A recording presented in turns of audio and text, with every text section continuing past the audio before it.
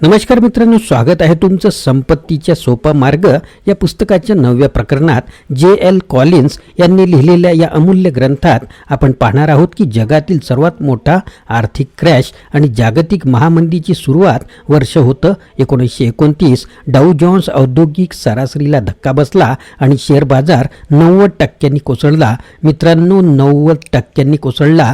या भयानक घटनेने केवळ अमेरिकेलाच नव्हे तर संपूर्ण जगाला आर्थिक संकटाच्या गर्दीत ढकललं.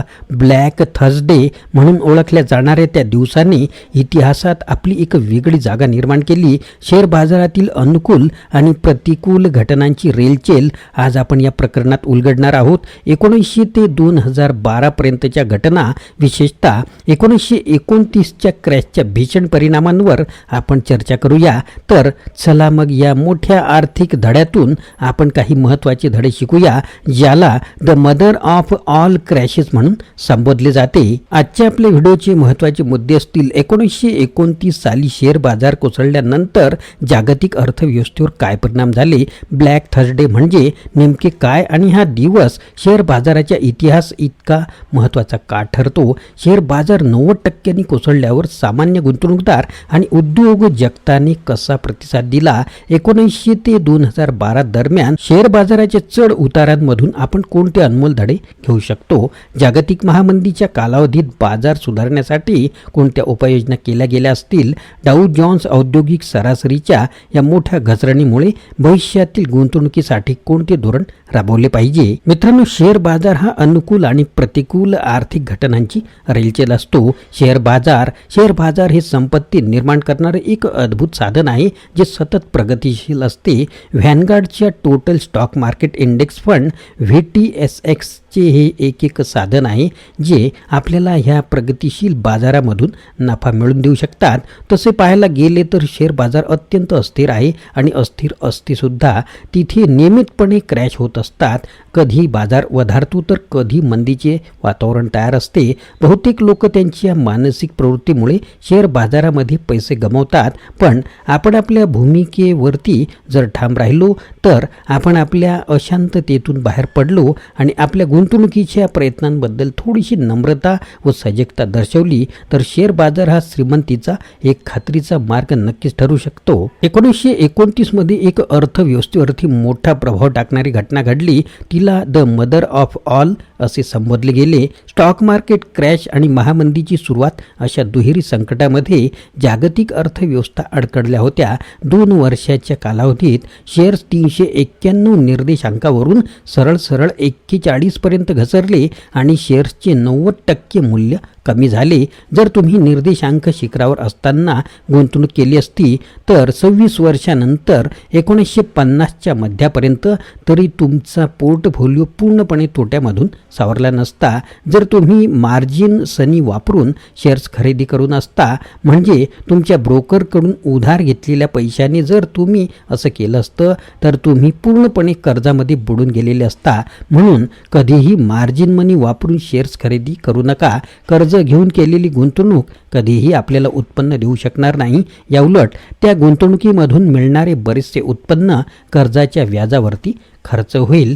सध्या तरी आपण काही महत्त्वाच्या मुद्द्यांचा येथे विचार करूया. यामधील बिग अगली पॉईंट कोणते? समजा आपला संपूर्ण पोर्टफोलिओ 1929च्या काळातील आहे किंवा तुम्ही 1926-27च्या दरम्यान गुंतवणूक केलेली आहे. अशावेळी तुम्ही महामंदीच्या कालावधीमध्ये तुमच्या गुंतवणुकीचे संपूर्ण मूल्य गमावलेले असेल आणि तरीही तुम्ही तिथून पुढे 10 वर्ष गुंतवणूक तशी ठेवली तर तुम्ही सकारात्मक फायद्यामध्ये असाल. मुद्दा असा आहे की संबंधित काळातील सगळ्यांनाच समान तोटा झालेला नसेल आणि प्रत्येकाचा ह्या पेचामधून बाहेर निघण्याचा कालावधी देखील भिन्न भिन्न असेल.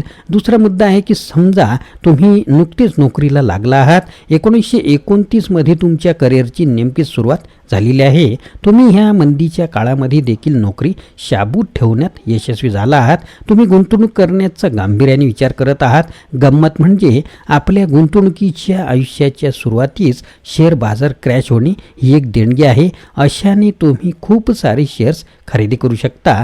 तिसरा मुद्दा आहे, समजा 1929 मध्ये तुम्ही $10 लाख घेऊन निवृत्त झालात. 1932 पर्यंत तुमचा पोर्टफोलिओ 90% खाली येऊन $1,00,000 आला आहे. हा एक भयंकर फटका नक्कीच आहे, पण लक्षात ठेवा, औदासीन्य ही एक अपस्फीतीकारक घटना असते. ती निश्चितच नाहीशी होणार आहे. तुमच्या बरोबरच इतर सर्वांची सुद्धा खरेदी शक्ती कमी झालेली असणार आणि नफा तेव्हा बाजार जो असतो हा आपला समतोल साधेपर्यंत तुम्ही वाट बघणे केव्हाही फायदेशीर असते.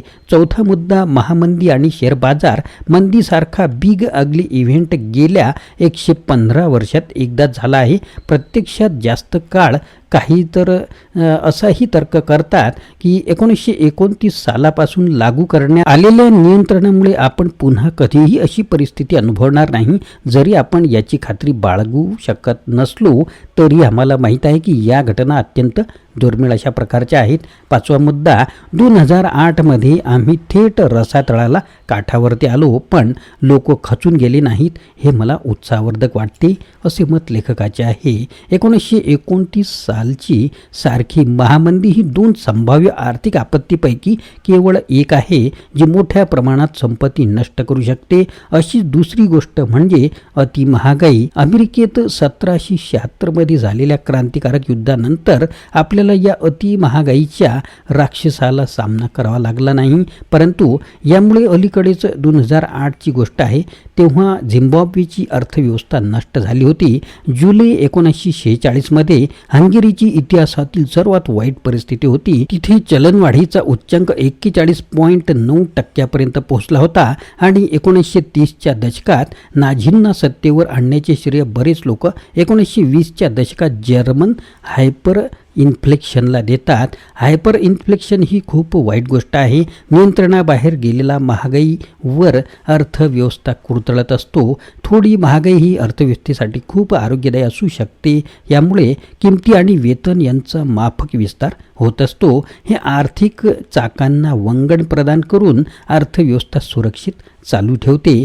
डिफ्लेक्शनरी वातावरण वस्तू खरेदी फायदेशीर ठरत असते. जर तुम्ही 2009 ते 2013 नवीन घराचा विचार करत असाल तर तुमच्या लक्षात आलं असेल की गहाणखत व्याजदराबरोबर घरच्या किमतीही कमी होत जातात. हे उदाहरण आहे, थोडं जुनं आहे पण लेखकांनी दिलेलं आहे. सरकारांना थोडीफार महागाई आवडते, त्या कारणाने ते सिस्टीममध्ये पैसे जोडू शकतात, अर्थव्यवस्थेला गुंग ठेवू शकतात आणि ते करण्यासाठी त्यांना कर वाढवावे लागत नाही. खरं तर कधीकधी महागाईला छुपा कर म्हणतात, कारण यामुळे आपल्या चलनाची खरेदी शक्ती नष्ट होऊ शकते. आमच्यामधील संपत्ती उभारणी धोरणासाठी महागाई ही एक चांगली बातमी आहे, ज्याची आपण पुढील काही व्हिडिओमध्ये सुद्धा सखोल चर्चा करणार आहोत. म्हणजे स्टॉक्स हे महागाई संदर्भात एक चांगले कुंपणाचे काम करू शकते. संपत्ती उभारणीच्या प्रक्रियेत किती जोखीम स्वीकारावी हा निर्णय प्रत्येक गुंतवणूकदाराने घेतला पाहिजे. गेल्या 100 पेक्षा अधिक वर्षाचा विचार करता बिग अगलीवर लक्ष केंद्रित केले तर अनियंत्रित किंवा अनिश्चित उद्यावरती गुंतवणूक करण्यात काही अर्थ आहे का, असा प्रश्न तुम्हाला स्वतःला विचारावा लागेल. लक्षात घ्या, बाजारामधील चढउतार हे तात्पुरते असतात. बाजार स्वतःची काळजी घेत असतो. तुम्ही तुमचे आर्थिक धोरण आपण कमावलेल्यापेक्षा कमी खर्च करा, अतिरिक्त गुंतवणूक करा, कर्ज टाळा, अविरत पाळत राहा, तरच तुम्ही ह्या बाजारामध्ये टिकून राहू शकता. मित्रांनो, पुढील काही व्हिडिओमध्ये आपण आपली संपत्ती तयार करण्यासाठी आणि त्यांचे संरक्षण करण्यासाठी विशिष्ट गुंतवणुकीबद्दलचे व्हिडिओ तयार करणार आहोत, तर ते सुद्धा आपण नक्कीच पाहणार आहात. आजच्या व्हिडिओत 1929च्या सर्वात मोठ्या स्टॉक मार्केट क्रॅशचा आढावा घेतला, ज्याने जागतिक महामंदीची सुरुवात केली आणि संपूर्ण जगाला आर्थिक संकटात ढकललं. डाऊ जोन्स औद्योगिक सरासरीतून दिसणारी अनुकूल आणि प्रतिकूल घटनांची ही रेलचेल आपल्याला या संकट काळातील महत्त्वाच्या धड्यांशी जोडून ठेवते. इतिहासात या घटनेची जे काही शिकवण दिली ती म्हणजे संपत्तीची वाढ केवळ ही स्थिर बाजारावर अवलंबून नसते. बाजाराचा चढ उतारातून आपण शहाणपणा, संयम आणि दीर्घकालीन योजना शिकायला हवं. या घटना केवळ आकडेवारी नव्हे तर आपल्या गुंतवणुकीच्या प्रवासातले हे महत्त्वाचे धडे आहेत. म्हणूनच भविष्याच्या गुंतवणुकीसाठी काळजीपूर्वक योजना आखा आणि बाजारातील अस्थिरतेतून यातून बोध घ्या. शेवटी संपत्तीचा सोपा मार्ग आपल्याला हे शिकवतो की शहाणपणा आणि जो संयम असतो हाच आपल्या आर्थिक यशाचा खरा आधार असतो. तुम्हाला या माहितीचा उपयोग होईल अशी आशा करतो. आणखी अशा रोचक आणि महत्त्वपूर्ण विषयांवर बोलण्यासाठी पुन्हा भेटूया. धन्यवाद मित्रांनो. व्हिडिओ आवडल्यास लाईक करा, शेअर करा, फॉरवर्ड करा आणि नवीन असाल तर चॅनलला सबस्क्राईब करायला विसरू नका. धन्यवाद.